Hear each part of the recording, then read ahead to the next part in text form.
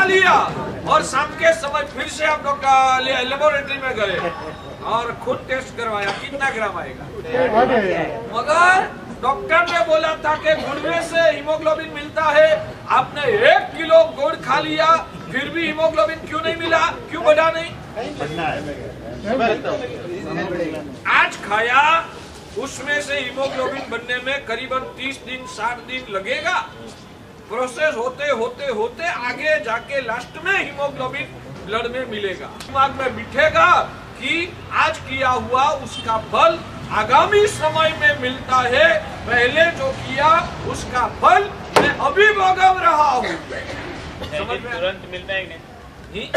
ज्यादातर तुरंत मिलने की शक्यता बहुत कम है और कभी मिल सकता है, मगर कब मिलता है?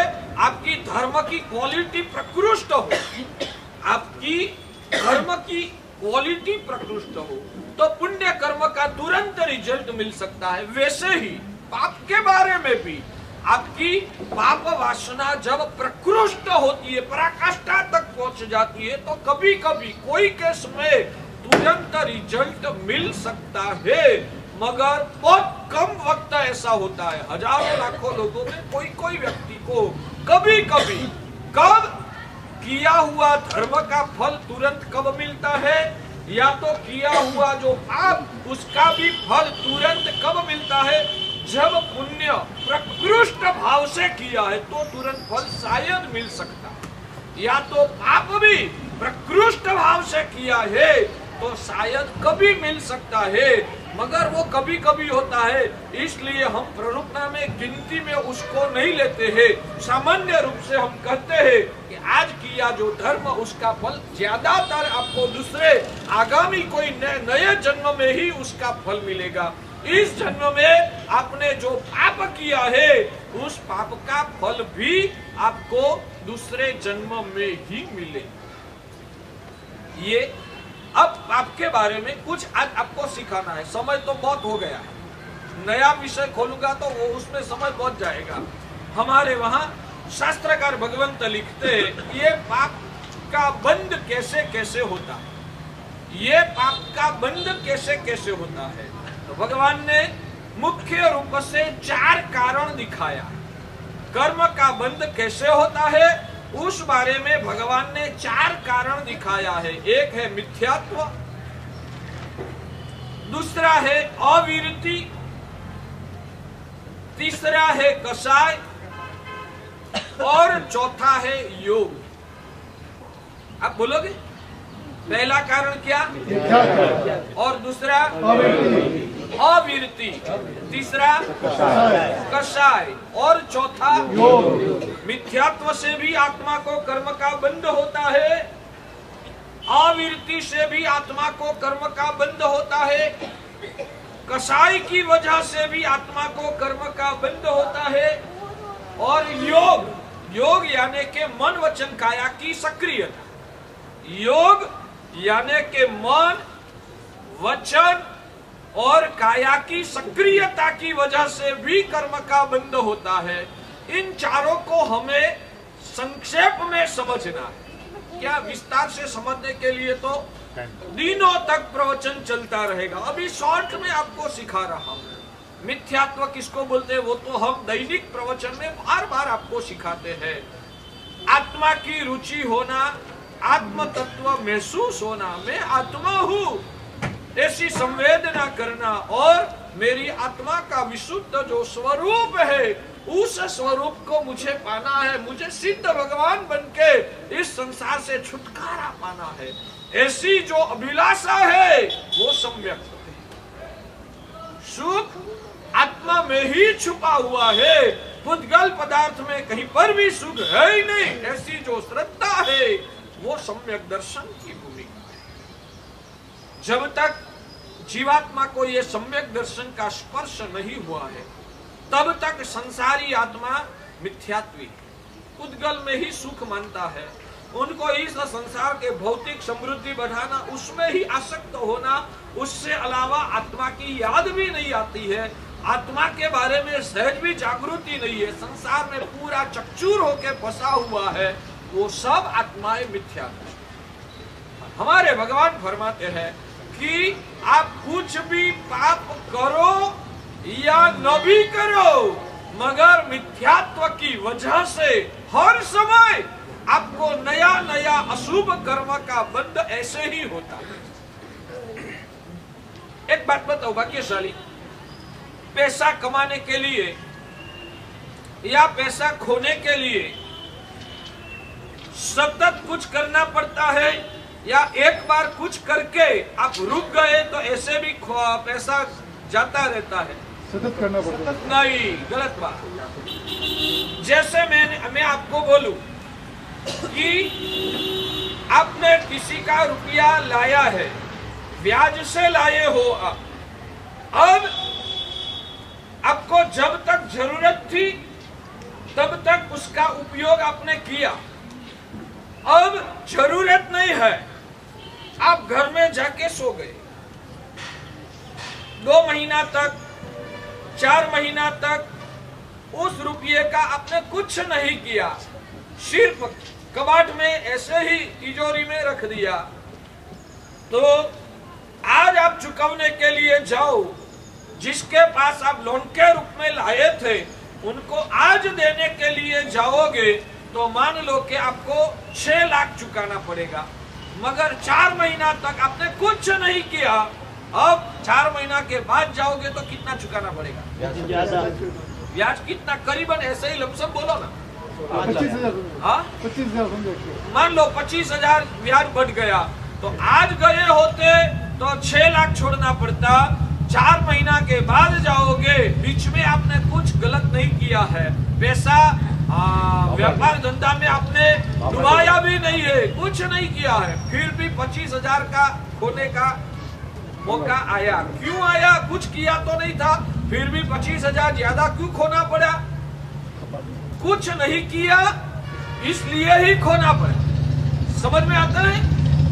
तो खोने के लिए कुछ करो तो ही खोना पड़ता है, ऐसा मत समझो कुछ नहीं करो तो भी खोना पड़ता है। समझ में आता है ना? कुछ नहीं भी करो तो भी खोना पड़ता है। सही बात।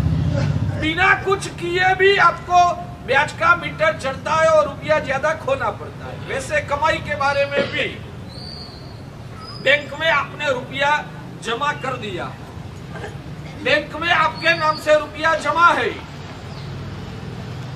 2 साल पहले आपने जमा किया था, बीच में कुछ नहीं किया तो आपका रुपया बढ़ेगा ऐसे ही। मगर आपने कुछ किया तो है ही नहीं, जो किया था वो 2 साल पहले किया था, उस वक्त तो आपके नाम से 2 लाख ही था। जो किया था वो 2 साल पहले किया था, और वो जो 2 साल पहले किया था उस वक्त आपके नाम पे 2 लाख ही था, और बीच में 2 साल में आपने कुछ नहीं किया है, तो कितना होगा?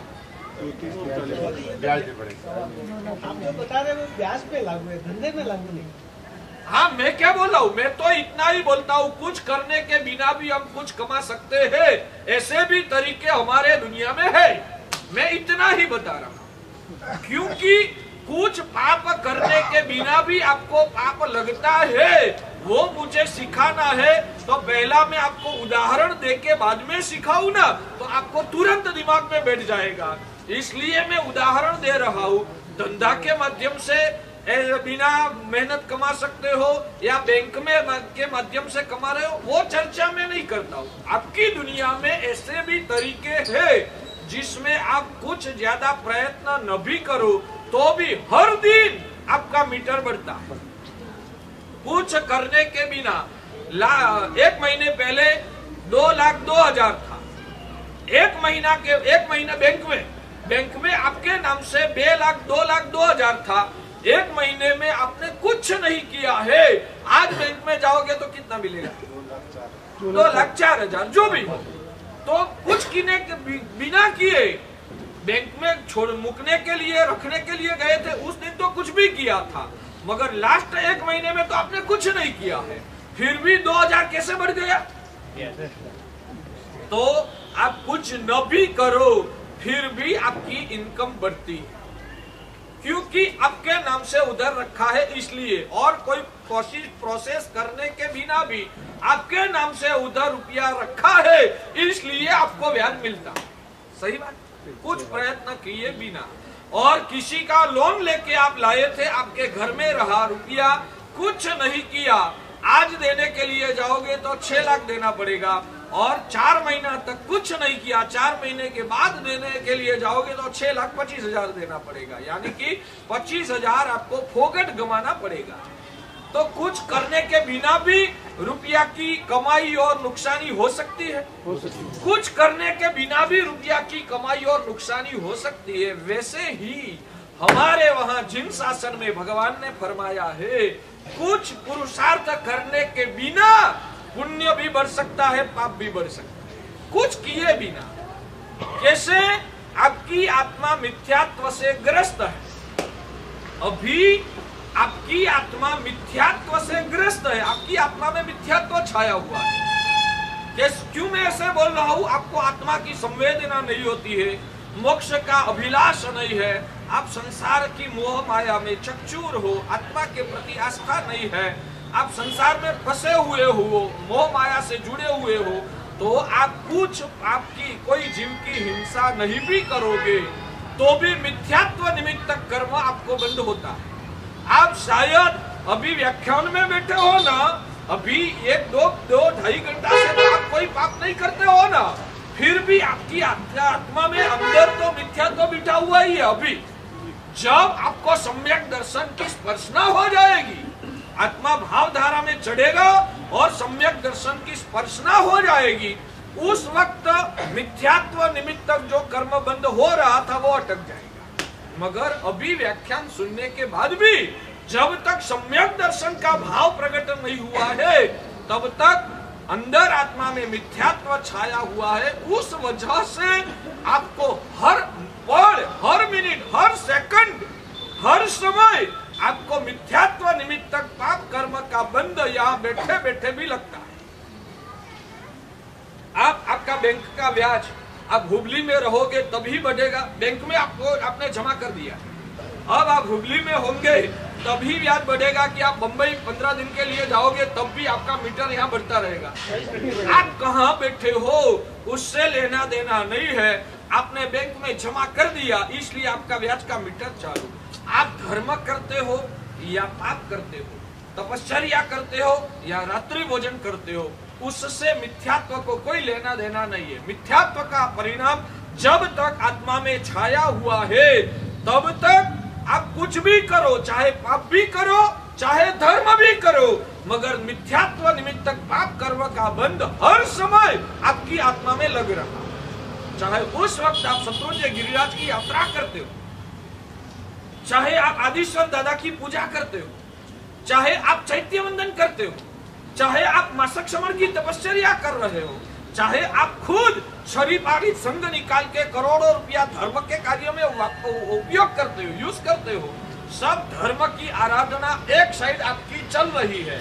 धर्म की क्रिया के निमित्त से होने वाला पुण्य भले आपको होते रहो, धर्म की क्रिया के निमित्त से होने वाला पुण्य आपको होते रहो, मगर दूसरी साइड में अंदर में छाया हुआ मिथ्यात्व के निमित्त से हर समय, हर श्वासोच्छ्वास आपकी आत्मा को मिथ्यात्व निमित्त पाप कर्म का बंध होता है।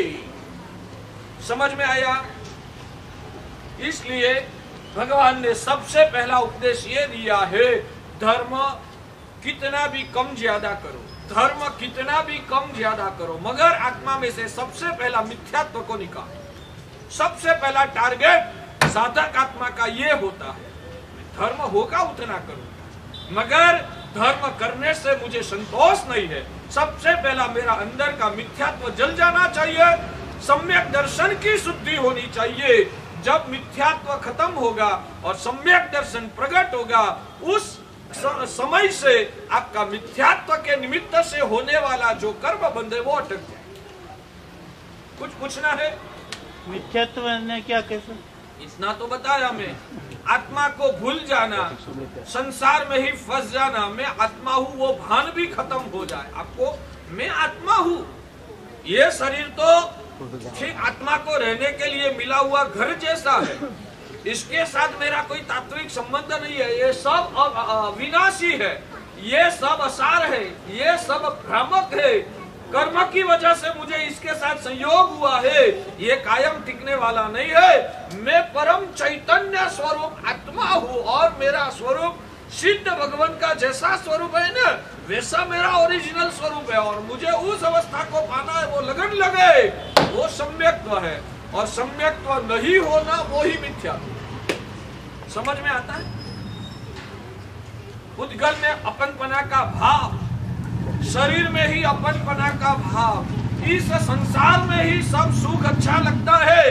वो जो मानसिकता यही भोगवना जैसा है, वैसी जो मानसिकता है वो मिथ्यात्व की वजह से है भाग्यशाली। इस मिथ्यात्व का परिणाम को आपने जब तक नहीं तोड़ा है, तब तक आप कितना भी धर्म करो, मिथ्यात्व निमित्त पाप कर्म हर समय आपको लगता रहे। इसलिए इस चौमासे में मेरा गोल ये है, प्रवचन के माध्यम से आपके मिथ्यात्व को तोड़ना। इतना समझ में आया तो आगे चलो। इतने में कुछ पूछना है? अब यहाँ से घर पे जाने के बाद ये लगन लगनी चाहिए, मुझे इस जन्म में मेरा एक ही टारगेट है, मिथ्यात्व को खत्म करना। दूसरे नंबर में आएगा अविरति का पाप। कषाय और योग की बात शायद आज नहीं करूंगा, अविरति की बात मुझे खुल के थोड़ी करना है। अविरति का पाप किसको बोलते हैं? तो भगवान बोलते हैं, पहला विरति को समझो। आप रात्रि भोजन नहीं करते हो, मगर रात्रि भोजन का पचखान नहीं लिया, तो वो रात्रि भोजन की अविरति। आप कोई पंचेंद्रिय जीव को मारते नहीं हो, मारते हो पंचेंद्रिय मनुष्य को, किसी को आपने तलवार लेके उसका गला उड़ा दिया, कभी किया? ऐसा पाप आपने आप नहीं करते हो, मगर ऐसा पाप नहीं करना वैसी प्रतिज्ञा आपने की है, तो उस पाप की अविरति। आप दिन में स्नान कितनी बार करते हो? एक ही बार करते हो। एक से ज्यादा वक्त आप स्नान नहीं करते हो, मगर आपने अभिग्रह किया है कि 24 घंटे में एक ही बार मैं स्नान करूंगा।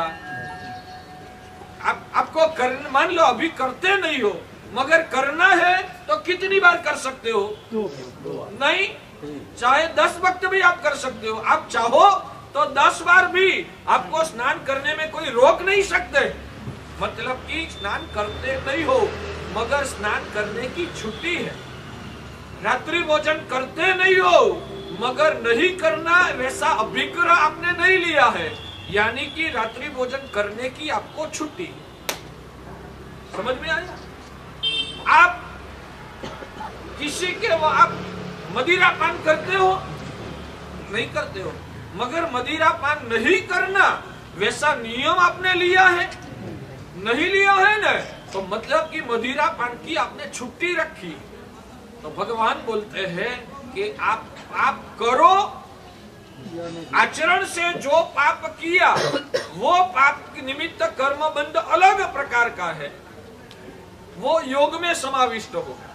स्नान किया, स्नान करने से जो पाप लगा वो काय योग कहा जाएगा। काया से तुमने काया को सक्रिय बनाया, स्नान की प्रक्रिया आचरी, तो वो काय योग है। तो कंदमूल खाया, अपने जीभ से कंदमूल खाया, वो काय योग है। जो मैंने शुरू में 4 बात बताई ना, मिथ्यात्व, अविरति, कषाय और योग, उसमें खाने का जो पाप है, स्नान करने का जो पाप है, वो योग में जाएगा। वो योग में जाएगा। अपने खाने पीने का पाप, स्नान करने का पाप, मदिरा पान करने का पाप काया से नहीं किया है, इसलिए योग निमित्त तक पाप आपको नहीं लगेगा। मगर दिन में 10 बार स्नान करने की छुट्टी तो है ना, तो इस छुट्टी को हमारे शास्त्र में अविरति बोला है। ये जो छुट्टी रखना वो अविरति है।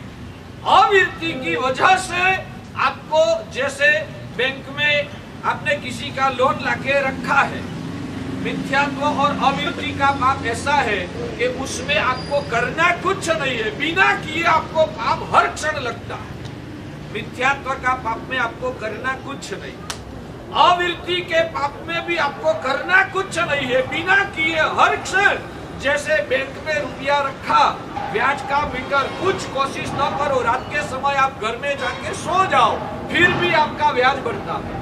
मिथ्यात्व अविरति का पाप ऐसा है, उसमें कुछ करना नहीं है, फिर भी पाप कर्म का बंध होता है। मिथ्यात्व अविरति का पाप बैंक में मिलने वाला ब्याज जैसा है, और कषाय योग का पाप व्यापार जैसा है। जैसा आपने बताया ना कि व्यापार में तो हमें मेहनत करना पड़ता है, कुछ करेंगे तो रुपया बढ़ेगा, धंधा में कुछ करना पड़ता है, वैसे कसाई में आपको क्रोध, मान, माया, लोभ करना पड़ता है। योग में मन से सोचना पड़ता है, वचन से बोलना पड़ता है, काया से सक्रिय होना होता है।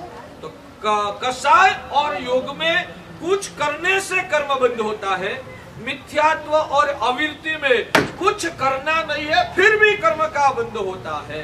तो भगवान ने बोला कि कम से कम तू जो पाप करता ही नहीं है उस पाप को तो छोड़ दे। तू यहाँ कितने लोग ऐसे बैठे, आज भी अभी इतनी छोटी सभा में भी ऐसे लोग बैठे हैं जो बोलते हैं महाराज साहब मैं कंदमूल खाता नहीं हूँ मगर अभिग्रह नहीं लूंगा। मैं आपसे एक प्रश्न करूं भाग्यशाली, कोई चोर था, शायद चोर नहीं भी था, मगर चोर की शंका से उसने पुलिस ने उनको पकड़ा। अब पकड़ने के बाद उस व्यक्ति ने चोरी की भी नहीं है और अभी भविष्य में चोरी करने वाला भी नहीं है। पुलिस ने बोला मुझे वचन दे कभी भी चोरी नहीं करूंगा, ऐसा वचन दे तो तुझे छोड़ दूंगा।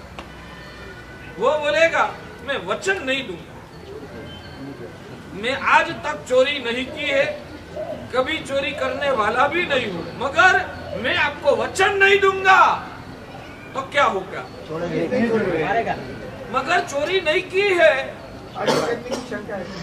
करने वाला भी नहीं है, मुझे पता है ये चोरी करे ऐसा आदमी नहीं है, मुझे पता है, मगर पुलिस बोलता है कि मुझे वचन दे दे, लिख के दे दे कि चोरी कभी भी तेरे जीवन में तू नहीं करेगा, लिख के दे दे। वो बोलता है मैं सिग्नेचर नहीं करूंगा, तो पुलिस क्या करेगी? मगर उसने क्या अपराध किया है? लिख के नहीं दिया।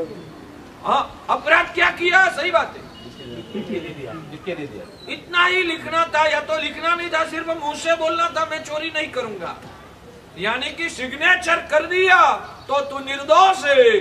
तूने भले आज तक तूने चोरी कभी नहीं किया है, मगर मैं चोरी नहीं करूंगा ऐसा तू सिग्नेचर नहीं करता है ना, तो भी तू अपराधी है ना। मगर चोरी तो किया नहीं है, उसमें अपराधी कैसे? संकल्प नहीं किया उसने। हाँ, संकल्प नहीं किया तो वो भी गुनहगार अपराधी है। सही बात मानते हो? बस तो प्रतिज्ञा करना, वो मैं चोरी नहीं करूंगा, इसकी सिग्नेचर जैसा है। मैं चोरी में कंदमूल नहीं खाऊंगा, सिग्नेचर आपने नहीं किया ना। प्रतिज्ञा लेना यानी कि सिग्नेचर है, वो हमारी पद्धति है सिग्नेचर की, कि हाथ जोड़ के संकल्प व्यक्त करना, वो प्रतिज्ञा, वो हमारी दुनिया की पद्धति है, सिग्नेचर की पद्धति। आप कंदमूल नहीं खाते हो मगर आपने सिग्नेचर नहीं किया, चोरी वो नहीं करता है, मगर मैं चोरी नहीं करूंगा ऐसा वचन वो देने के लिए तैयार नहीं है, तो भी वो हमारी दुनिया में अपराधी गिना जाता है। वैसे आप कंदमूल नहीं भी खाओ, मगर नहीं खाऊंगा ऐसी प्रतिज्ञा आपने नहीं की है ना, तो भी आप अपराधी हो, यानी कि आपको सतत कर्म बंद होता ही रहता है। खाने से जो कर्म बंद होता है वो कर्म बंद आपको नहीं होगा। कंदमूल खाने से जो कर्म बंद होता है वो किस निमित्त तक होता है? योग निमित्त तक। योग निमित्त तक अब आप समझ गए ना थोड़ा सा? योग निमित्त तक यानी मन से जो सोचो वो मन योग है, वचन से जो बोलो वो वचन योग है, काया से जो तुम आचरण करो वो काय योग है। तो खाओ, वो काया से आपने खाने का आचरण किया, तो कंदमूल खाने से काय योग के निमित्त से होने वाला कर्म, इसको काय योग निमित्त कर्म बोलते हैं। आपने कंदमूल खाया तो वो काय योग निमित्त कर्म बंद होगा। खाया नहीं है मगर प्रतिज्ञा भी नहीं करते तो क्या होगा? काय योग निमित्त कर्म आपको नहीं लगेगा, मगर अविरति निमित्तक कर्म आपको लगता ही रहेगा। अविरति निमित्तक समझ गए ना, पचखाण किया तो विरति में आप आए, विराम कर दिया, आपने अभिग्रह ले लिया, उसको विरति बोलते हैं। तो विरति पचखाण कर लिया तो आप विरति में आ गए। अभिग्रह नहीं लिया है तो अविरति निमित्तक पाप कर्म का बंध आपको होता है। प्रतिज्ञा लेने बाद में खाया तो प्रतिज्ञा लेने के बाद में खाया तो आपको जो प्रतिज्ञा का भंग किया है उस निमित्त तक कर्म बंद होता है। जो कंदमूल खाया उस निमित्त तक कर्म बंद होता है।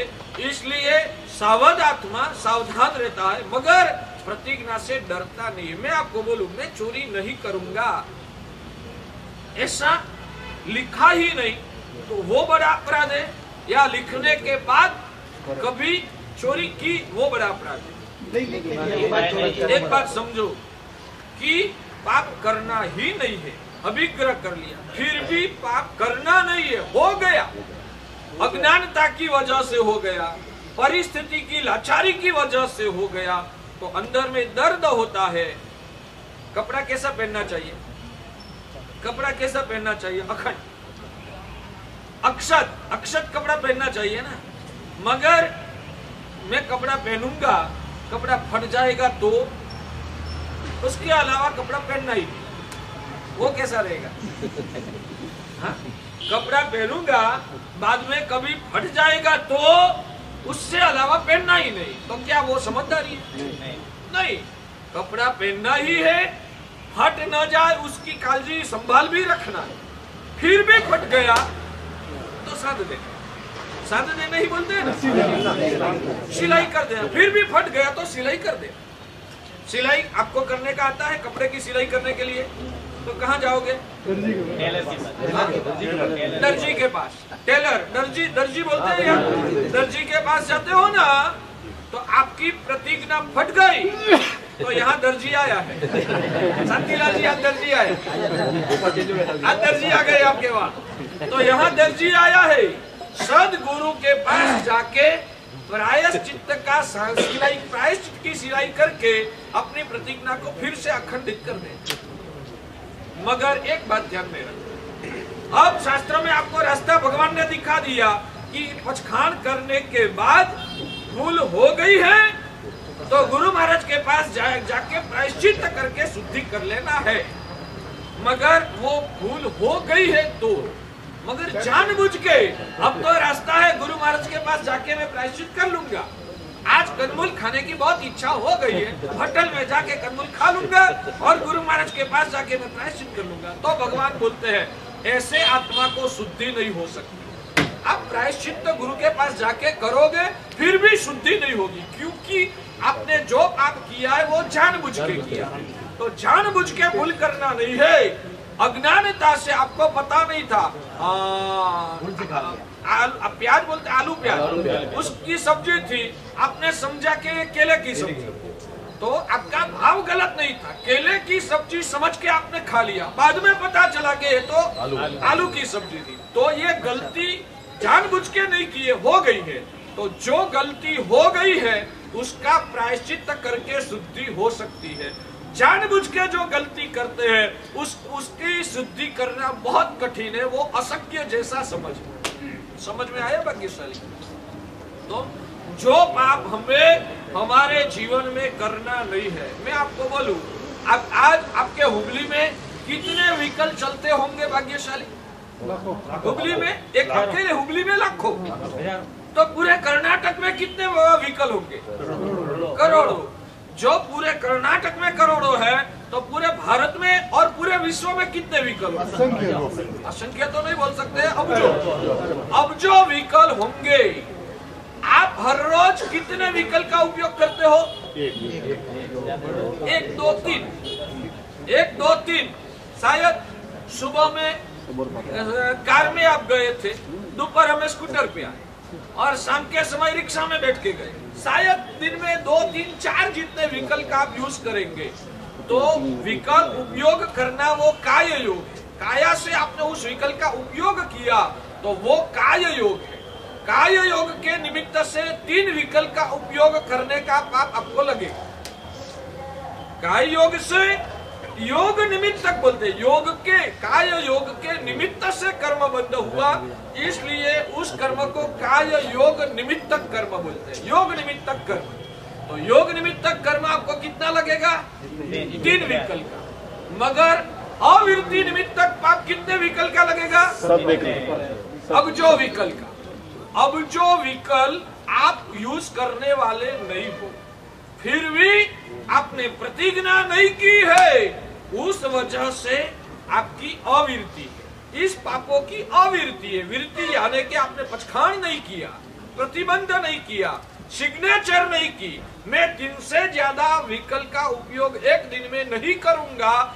हमको प्लेन में जाने का मौका आया तो क्या करोगे? जाने की छुट्टी है, जाओगे।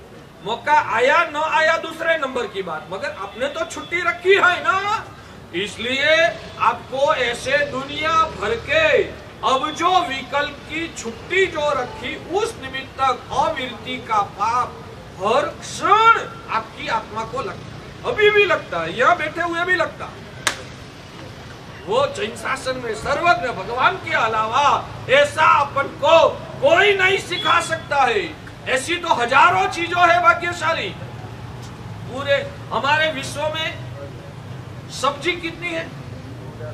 आपके घर में सब्जी कितनी आती है? 10-15 सब्जी 2 किलो 3 किलो।